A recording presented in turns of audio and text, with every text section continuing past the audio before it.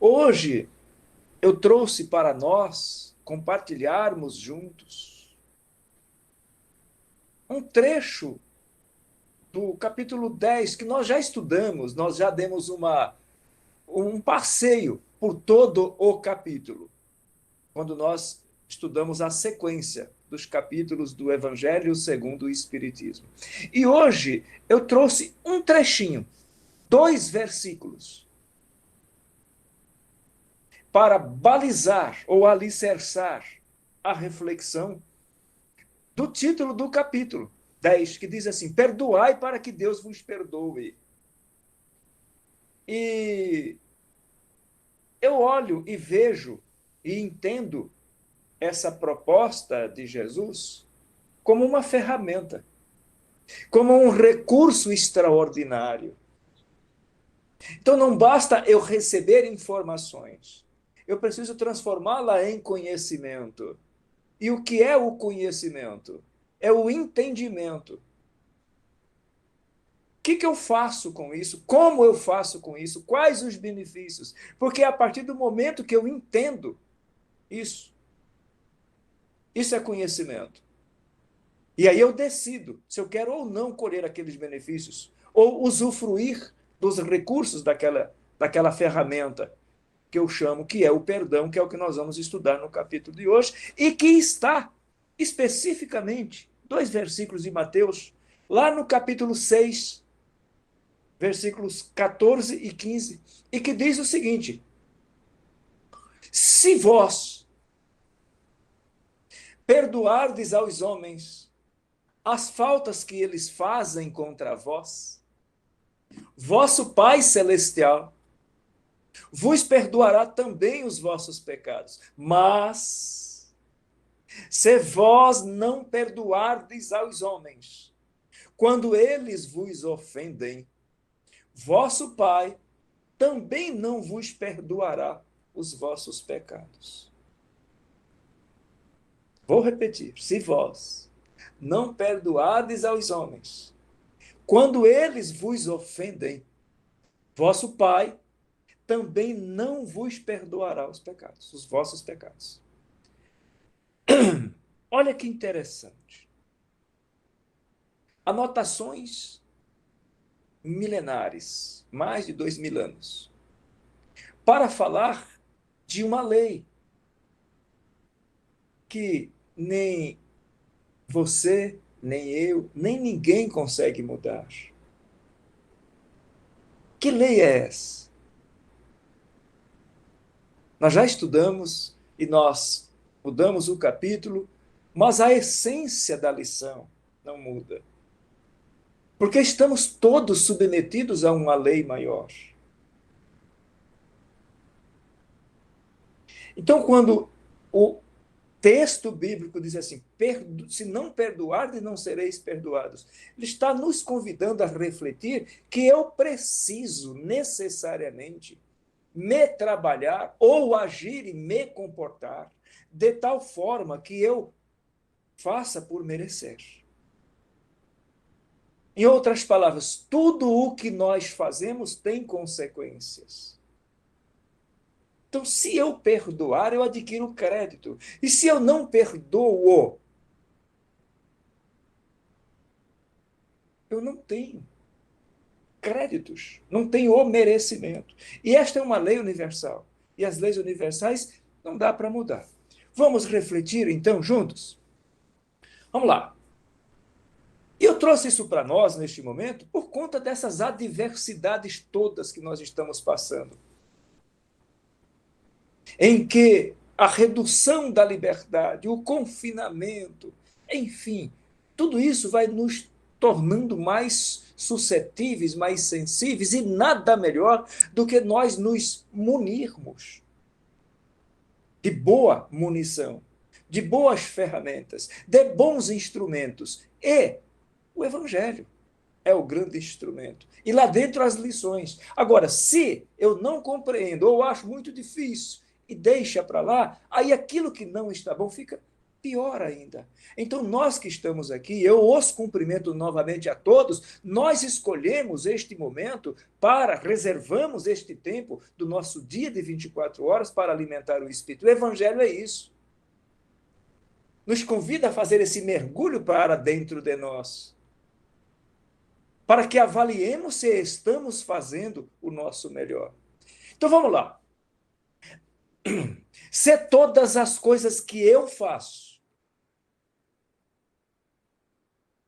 ou que saem de mim, quando eu penso, os meus pensamentos, e tudo o que eu faço tem consequência, volta para mim. Por que que eu precisaria me preocupar com o que eu vou receber? Então é muito melhor e mais inteligente que eu me preocupe com o que eu vou fazer. Já que tudo tem consequência, e quem disse isso? Jesus. E foi anotado lá pelo evangelista. Tudo tem consequência. Então, a minha qualidade de vida tem a ver com as escolhas que eu faço, que tem origem lá no meu pensamento. E a pergunta é: como é que eu avalio neste momento a minha qualidade de vida? Como é que eu gostaria que fosse? E aí cada um faz a sua reflexão neste momento. Como que nós temos utilizado esses instrumentos extraordinários do Evangelho, explicados de uma forma mais clara pela doutrina espírita? Como eu tenho usado essas ferramentas que me ajudam a me fortalecer, a caminhar melhor, a lidar melhor com a adversidade, a lidar melhor com o outro, sobretudo nos nossos relacionamentos, porque não dá para nós vivermos neste planeta, na condição evolutiva em que nós nos encontramos, sem nos relacionarmos. E para nós nos relacionarmos, nós precisamos exercitar o que Jesus ensinou. Porque faz parte da nossa tarefa evolutiva. E uma dessas ferramentas é o perdão, que é o título deste trecho do Evangelho lá. Perdoai, para que Deus vos perdoe. Agora, perdoar sem impor condições ao outro, sem humilhar, sabe aquela coisa, eu te perdoo, mas... Isso não é um verdadeiro perdão. É bem verdade que nós podemos e devemos treinar, exercitar, porque senão seria muito fácil. Eu me recordo quando ainda atendíamos e ainda atendemos, eventualmente, naquela época, rotineiramente no atendimento fraterno, nos atendimentos presenciais, foram muitos os atendimentos em que as pessoas ali compareceram para tratar de angústias e dificuldades no trato com o outro. E a lição é clara. Perdoe o outro. Vamos restabelecer uma vida boa, uma vida nova daqui para frente. Eu ouvi muitas vezes, e ainda ouço, uma das partes dizerem assim, mas tudo eu, porque sou eu que tenho que perdoar, por que que o outro... Meus irmãos e irmãs, quando nós somos convidados a fazer de nós uma tarefa, é porque nós já estamos habilitados, capacitados. Ah, mas e por que o outro não? É porque o outro ainda não está em condições. Então, somos nós que somos convidados a fazer esse exercício, a utilizar este recurso, a utilizar essa ferramenta. Então, é uma ferramenta. Então, quando a pessoa diz assim, eu não perdoarei jamais, está lá no texto bíblico, ai daquele que diz eu não perdoarei jamais. Porque ele terá que prestar contas diante da lei de Deus. Todos nós estamos aqui para trabalharmos a parar as arestas, que nós não o fizemos noutros tempos, em outras vidas, e agora estamos tendo a oportunidade extraordinária de fazê-lo. Pior ainda é quando a criatura fala um negócio desse, sem se dar conta de que é uma decisão consciente, é uma opção por sofrer. Porque ela se torna prisioneira de algo que lhe está fazendo mal. Então, o perdão é, na verdade, a libertação, a liberação daquelas amarras que nos prendiam àquilo que nos estava fazendo mal. Então, o que eu tenho que fazer? Eu tenho que exercitar o perdão. E aí algumas pessoas dizem, mas isso é muito difícil. Eu digo, é isso mesmo. Este recurso é para as horas difíceis. É para aquelas situações difíceis. Mas como a vida é feita de escolhas, algumas pessoas escolhem manter-se aprisionado, prisioneiros daquilo que lhe está fazendo mal, quando poderia libertar-se. E aí, a leveza da alma, a consciência em paz, deita e dorme. Porque é isso que nós temos que fazer. Todos nós, em algum momento, eventualmente podemos ser convidados a exercitar, a usar esse recurso extraordinário. Então, é um exercício que nós temos que fazer.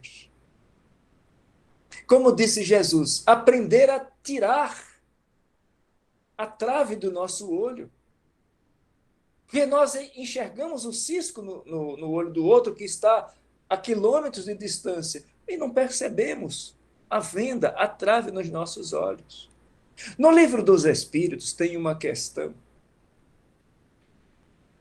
É a questão 919, que nos convida a refletir sobre isso. Diz assim: qual o meio prático para nós fazermos isso? Começar esse exercício. E a resposta é contundente: conhece-te a ti mesmo.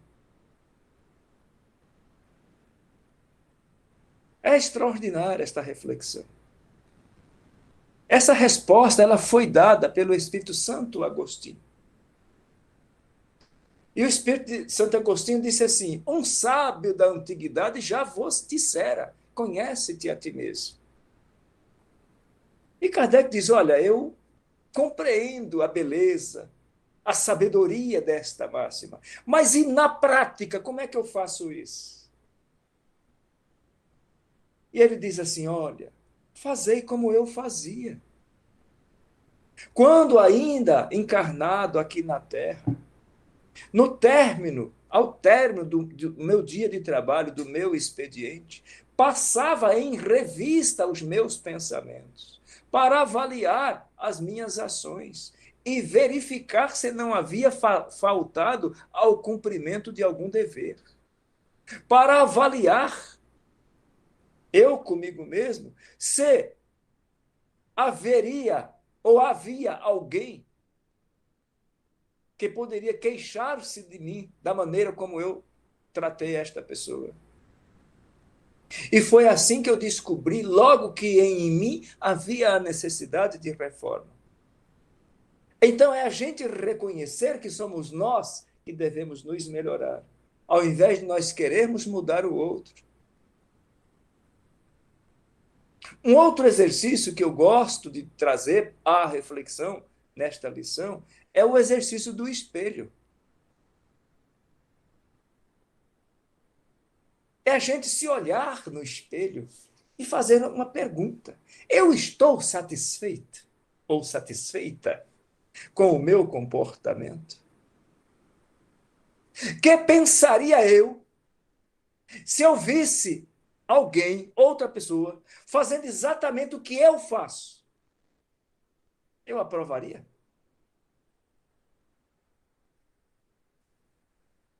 Será que eu ainda carrego algumas dificuldades de enxergar mais o outro e menos a mim?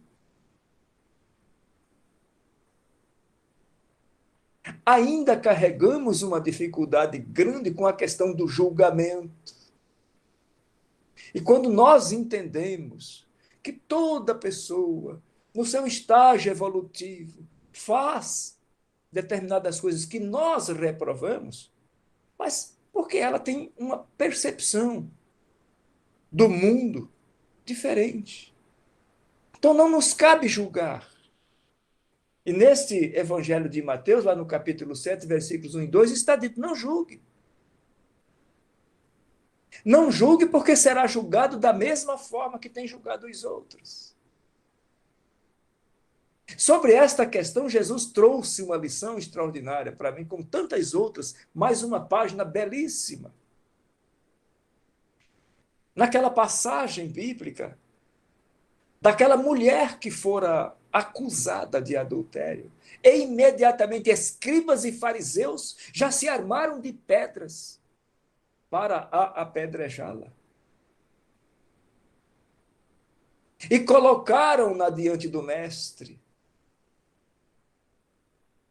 que também não deixava de ser uma armadilha contra ele. E disseram a ele: olha, todos eles já haviam julgado armados de pedras, disseram: olha, a lei manda que apedrejemos até a morte. E tu o que dizes? E Jesus dá aquela resposta extraordinária, sem nada verbalizar, num primeiro momento, abaixando-se e escrevendo na areia. Aqueles comportamentos inadequados e infelizes próprios do povo da época. E eles insistiam. E Jesus continuou escrevendo, e depois ele se levanta e pede para as pessoas que olhassem aquela lista daqueles chamados pecados. E ele diz: olha, se nenhum de vocês estiver aqui enquadrado em nenhum desses pecados, pode atirar a primeira pedra. E aí todos foram embora, e ele fica só com a mulher. E em momento algum ele aponta-lhe, nem julga-lhe. Ele apenas dá atenção a ela, fazendo-lhe uma pergunta que ele tinha visto que tinha acontecido. E pergunta para ela: cadê os teus acusadores? E ela disse: eles se foram. Ninguém te condenou? Então veja que ele estabelece um diálogo com ela para reerguê-la e não para acusá-la, nem para julgá-la. É uma lição para o mundo, para a humanidade. A gente não tem que julgar ninguém. E ela disse: não, ninguém me condenou. E ele disse: eu também não te condeno. E ele dá outra lição que nós podemos e devemos trazer para nós neste momento. Ele disse assim: vá e não peque mais. Em outras palavras, vida nova daqui para frente. Que é, como eu dizia no começo da nossa conversa, é o conhecimento. É transformar a informação em conhecimento. Tudo o que aconteceu até ontem era um entendimento, agora é outro entendimento. É o recomeçar. É entender que nós podemos fazer diferente. Exercitar a lei de amor. Dentro dela está perdoar. Porque só assim nós vamos superar as dificuldades próprias de um planeta de provas e expiações, no qual nós estamos inseridos, e nós viemos aqui para isso, para superar. Como você se sente quando você supera uma dificuldade? Como você se sente quando você supera uma adversidade? Ó, feliz. Existe estudo científico sobre isso. Nós experimentamos uma felicidade danada quando nós superamos uma dificuldade. Então, exercitar um pouquinho hoje, um pouquinho amanhã, depois da manhã, com esse desejo, com essa decisão, com essa deliberação, nós vamos nos tornando pessoas melhores. Mas como é escolha, tem algumas pessoas que não querem mudar o outro não muda, aí a gente sofre. Então, qual é o recurso mais imediato que nós temos nos caminhos da vida quando encontrarmos dificuldades à nossa frente? O mais imediato de todos que nós já aprendemos. Eleva o pensamento, faz uma oração, reabastece o espírito e vamos à luta por nós mesmos. Exercitar a oração. Culto do Evangelho no lar. As instruções do Evangelho são luzes de esclarecimento, além de produzir a vibração boa que nos alimenta. Uma boa leitura, um bom livro. Aliás, eu trouxe aqui para nós hoje apontamentos para o nosso dia a dia. E que está contido lá no livro Sinal Verde, pelo Espírito, ditado pelo Espírito André Luiz, pelas abençoadas mãos do nosso querido e saudoso Chico Xavier. Então, eu digo isso porque é nós colocarmos boa energia, bom combustível nos nossos dias de tribulações, que todos nós os temos, uns mais e outros menos. Mas na medida em que eu me treino e começo a exercitar, ter esses momentos de me reabastecer, eu me reenergizo. Então, no dia a dia, diz o Espírito André Luiz, do livro Sinal Verde, se você tem qualquer mágoa remanescente que sobrou de ontem, da véspera, do dia anterior, comece o dia como o sol, esquecendo a sombra e brilhando de novo. Ou seja, é um novo dia. Vamos fazer diferente e melhor. Module sua voz. A voz descontrolada pela cólera, no fundo, é uma agressão e a agressão jamais convence. E lá em casa, no lar, no recinto doméstico, bondade, exercite a bondade no campo doméstico. Isso é a caridade começando em casa. Nunca fale aos gritos, abusando da intimidade dos entes queridos. Quantas vezes um problema aparentemente insolúvel pede tão somente uma palavra calmante para ser resolvido? Aconselhe a criança, ajude a criança na formação espiritual. E aqui entra o culto do evangelho no lar. Como é que a criança aprende que o culto do evangelho é uma coisa bacana? Quando ela participa, quando ela é convidada a fazer parte do culto do evangelho no lar, desde pequenininho, fazendo a oração de abertura. O importante é tomar parte, sentir-se parte, para compreender desde logo que aquele é um valor que nutre, que alimenta o espírito, que é a essência do nosso ser. Na condição de espíritos encarnados, nos tratemos dentro de casa, pelo menos com a cortesia que tratamos os nossos amigos. Não grite, converse. Não critique, auxilie. A melhor maneira de aprender a desculpar os erros alheios é reconhecer que também somos humanos, capazes de errar. Talvez ainda mais desastradamente do que os outros. Então, aprender a desculpar, não julgar. No trabalho, a melhor maneira de reverenciar aquele que dirige, aquele que é o responsável, aquele que é o gerente, o chefe, a melhor maneira de reverenciá-lo será sempre a execução fiel das próprias obrigações. São instruções, orientações e recomendações óbvias. Mas eu gosto de dizer que um dos problemas na vida de muita gente é o óbvio. A pessoa não para fazer. É tão óbvio que ela não quer nem saber de fazer. Então, quando o trabalhador converte o trabalho em alegria, o trabalho se transforma na alegria do trabalhador. Diante dos obstáculos, siga em frente. E aqui eu vou repetir um exemplo que eu já o repeti tantas vezes e o farei sempre que estivermos estudando essa questão da dificuldade dos obstáculos. Diante de um obstáculo, o que você tem que fazer? Hã?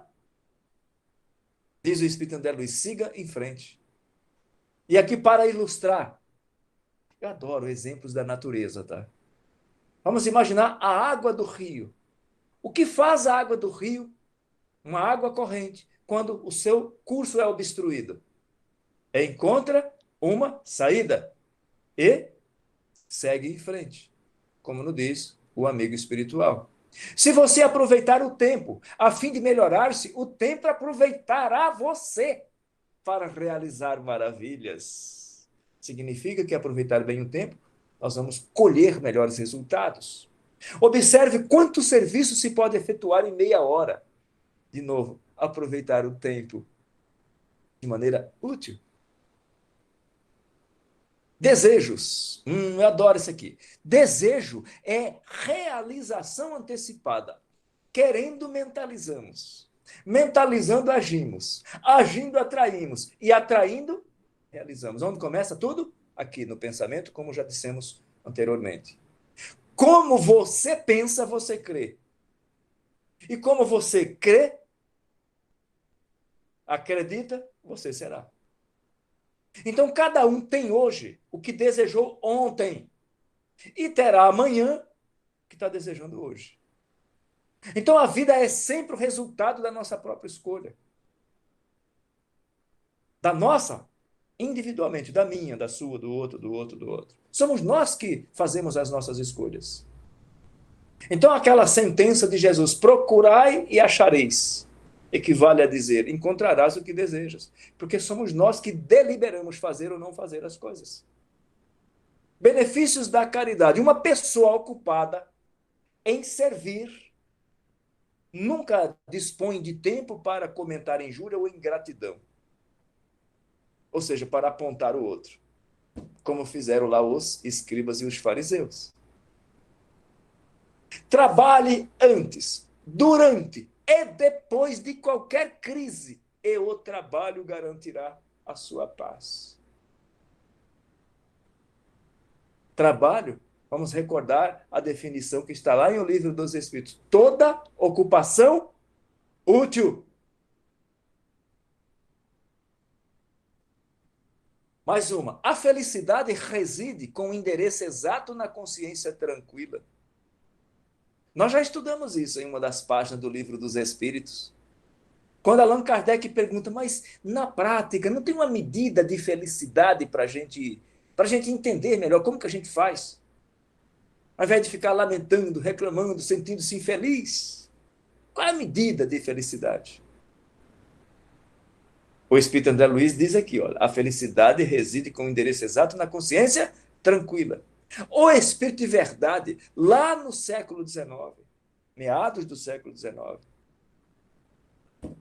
quando Allan Kardec pede a ele uma medida de felicidade, ele diz o seguinte, olha, vou responder em duas partes. A primeira, do ponto de vista material. Todo aquele que já tenha posse do necessário deve sentir-se feliz. Orar e agradecer a Deus. E do ponto de vista espiritual,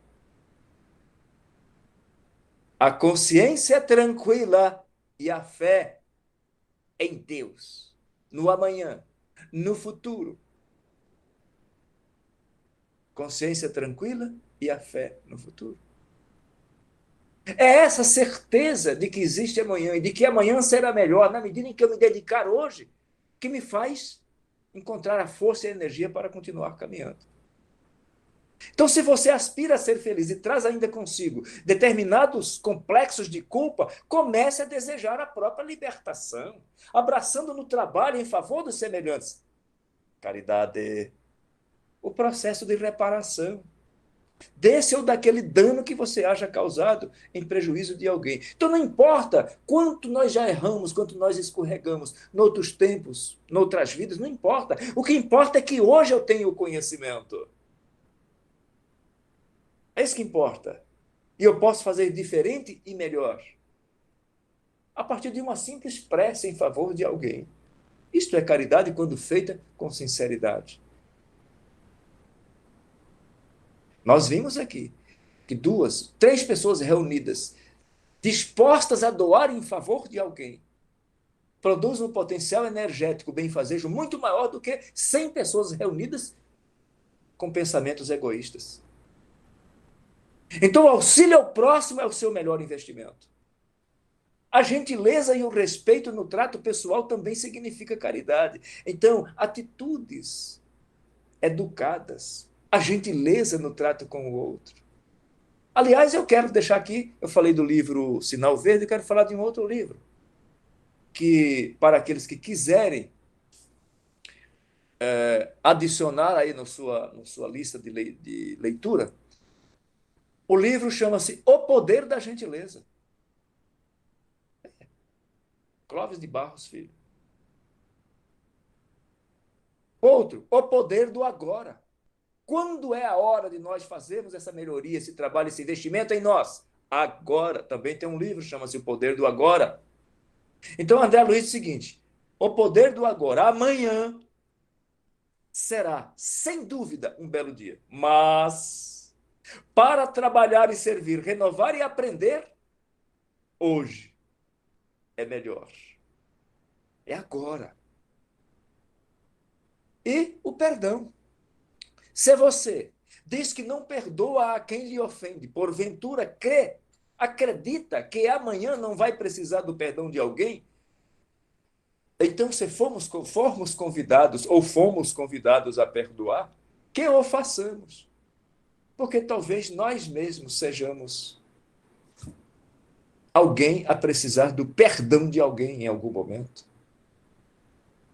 Então você dominará sempre as palavras que você não disse, porque você ainda pode escolher palavras mais amáveis, mais dóceis para não ferir. Porém, estará sempre subordinado àquelas palavras que já pronunciou. E se elas forem soltas de forma intempestiva ou descuidada, poderemos estar oferecendo prejuízo, estragos na vida de relacionamento. Então, quem fala menos, ouve melhor.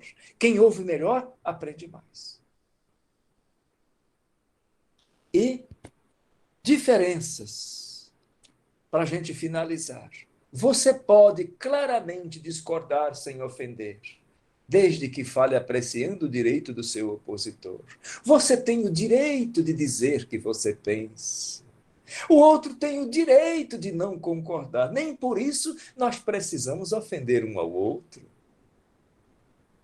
Existem inúmeros meios de auxiliar sem ferir. E aqui entra o respeito. Isto é amar. Respeitar o ponto de vista do outro. Externar o seu ponto de vista, um direito que você tem, o outro tem o direito de discordar. Mas nem por isso precisamos nos ofender.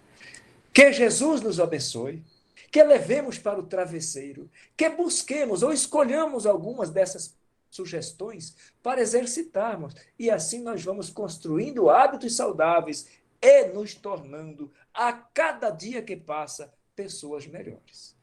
Jesus nos abençoe a todos. Agora nós vamos para perguntas, se houver, e na sequência nós vamos orar. É aquele momento em que nós vamos construir juntos aquela comunhão com o plano espiritual.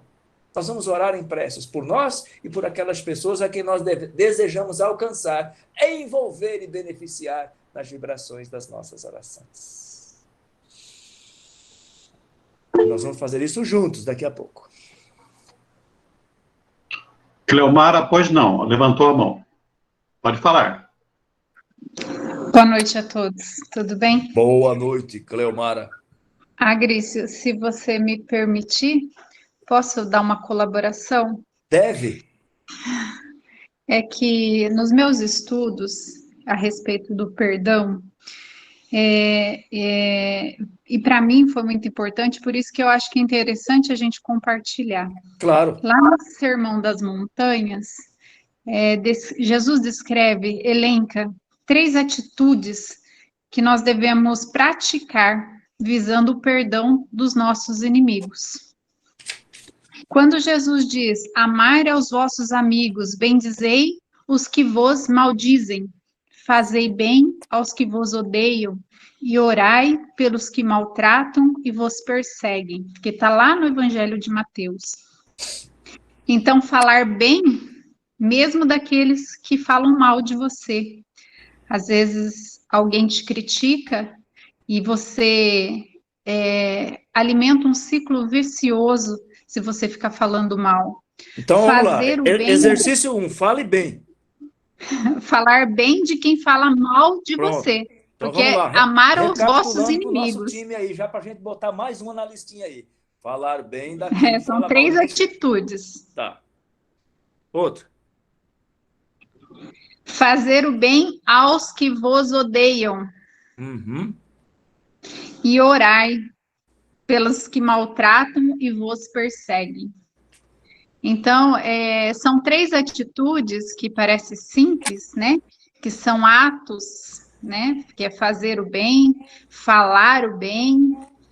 E também o último aí, que quando você ora, você tem que ter uma mudança de sentimento aí, porque a gente consegue falar bem, consegue tratar as pessoas bem, mas orar, você tem que ter uma mudança muito grande de sentimento aí.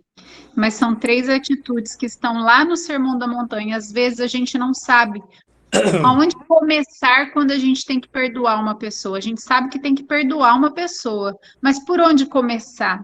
Então vamos começar pelo Sermão das Montanhas através dessas três atitudes aí elencadas. Espero que tenha colaborado aí com um pouquinho dos meus Muito bem, estudos. muito obrigado pela contribuição. Eu queria fazer agora uma fala em cima dessa sua contribuição. Posso? Claro. É o seguinte: se alguém aí achou que é difícil, não tem importância. Comece a si mesmo, tá? É Agresso, treino. Oi. já ouvimos várias pessoas dizendo assim, mas eu perdoei, eu quero reconciliar, mas o outro não quer. Como é que eu devo pensar e reagir? Muito bem. Eu, eu acho que Jesus foi extraordinário, né? Quando ele fala, quando ele pede para a gente amar. E amar, um dos exercícios ou atitudes, como disse Cleomara, é a gente respeitar o outro. Então, se eu o perdoei e eu, de fato, o meu sentimento, conforme foi colocado ainda há pouco, é sincero e verdadeiro, e ainda assim o outro não deseja, eu já não tenho mais aquele problema que me aflige. Como eu disse há pouco, eu já liberei aquela amarra que me atormentava. Porém, o outro não. O outro ainda escolheu ficar preso naquelas amarras. É uma escolha. E a escolha é dele. E eu não tenho o direito de exigir ou obrigar o outro a fazer uma escolha que seria minha, porque a escolha não seria dele. Então, quando eu perdoei e o outro não aceita o meu perdão, então eu já me libertei. Como eu gosto de dizer no popular, eu já não tenho mais o problema está na outra parte, e a pessoa escolheu ficar com aquilo que lhe atormenta. Porque olha só, nós perdoarmos é nós nos libertarmos daquilo que faz mal, é nós enxergarmos o que há de bom nessa história toda, conforme foi colocada nas três atitudes propostas pelo Sermão do Monte. É o enxergar o que tem de bom. E isso não significa que seria bom que eu exigisse que o outro faça aquilo que eu gostaria que fosse feito. Não. Falei ainda há pouco da gente respeitar a opinião do outro, o ponto de vista do outro, o sentimento do outro. Então, quando eu digo, olha, eu quero que você faça isso, e o outro fala, eu não quero fazer isso, eu devo respeitar. Assim, o caminhar juntos. Porque pode ser uma. Pode não haver convergência. E é preciso respeitar. Isto também é amar. Não invadir o espaço do outro. E tem uma outra perguntinha também, que é assim, mas se eu perdoar, eu tenho que continuar convivendo com ele? Porque ele me fez mal, ele tem um comportamento que eu não gosto. É uma pergunta muito relacionada com casamento, né? Eu Uhum. perdoo, mas eu não consigo mais conviver com ele. Eu tenho que ficar com ele mesmo, ou com ela, né? Olha só, essa frase que você citou aí, eu já a ouvi muitas vezes. Eu perdoo, mas. Então, o Evangelho nos convida a uma reflexão um pouco mais profunda. Porque o verdadeiro amor, o verdadeiro perdão, pressupõe uma ação incondicional. A partir do momento que eu coloco exigências, eu ainda não me libertei. Então, quando eu perdoo efetivamente, eu preciso me submeter, me subjugar. Não. O amor liberta. O amor não aprisiona.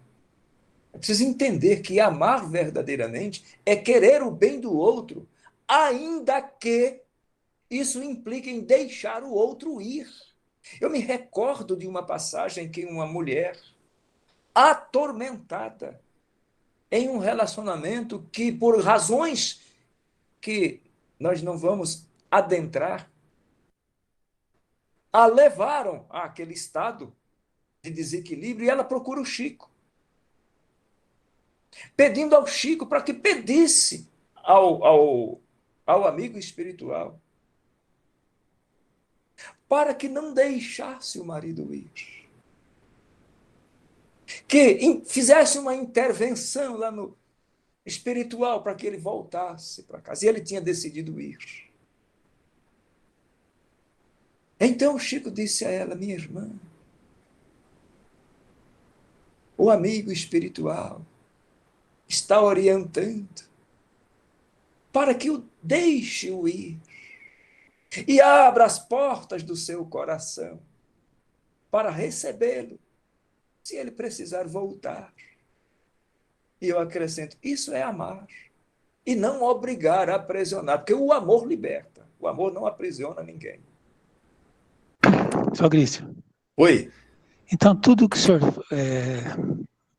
expôs, eu passo uma colocação. O sujeito perdoa, o amor não obriga ninguém a ficar junto, tudo.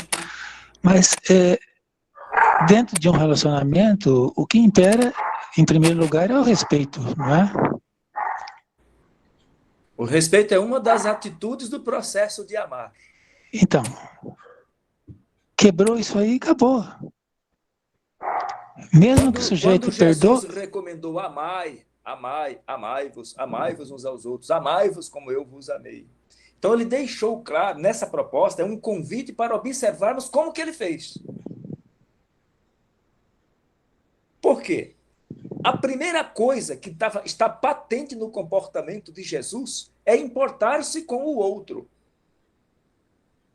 E importar-se com o outro, ajudar o outro, contribuir com o outro, de alguma forma, não significa necessariamente aprisionar. A outra coisa é o respeito. Como eu citei ainda há pouco naquela passagem, volta e meia eu trago ela para nós aqui, que é: enquanto todos acusavam, ele, Jesus, não pôs o dedo na ferida para cutucar uma dor que já doía demasiado. Não. Então, respeitar a dor do outro, importar-se com o outro. E, se propuser a fazer algo pelo outro, faça-o pelo prazer de fazê-lo. Pela alegria que a alma sente de haver feito, porque foi feito com o desejo de contribuir, de servir de alguma forma, de auxiliar de alguma forma. E ainda tem muita gente que confunde com aquela coisa da posse, da propriedade, de ordens. E não é assim. O amor é liberdade, é libertação. O amor. E aí nós estamos acostumados ao amor condicional. Eu te amo, mas somos assim ainda. Estamos sendo convidados a treinar, a amar verdadeiramente, sem exigências. O Emmanuel, naquela prece que nós trazemos aqui em algumas das lições, repetidas propositadamente, ele sugere lá, naquela oração, que façamos sem exigir, sem fazer exigências. Isto é amar.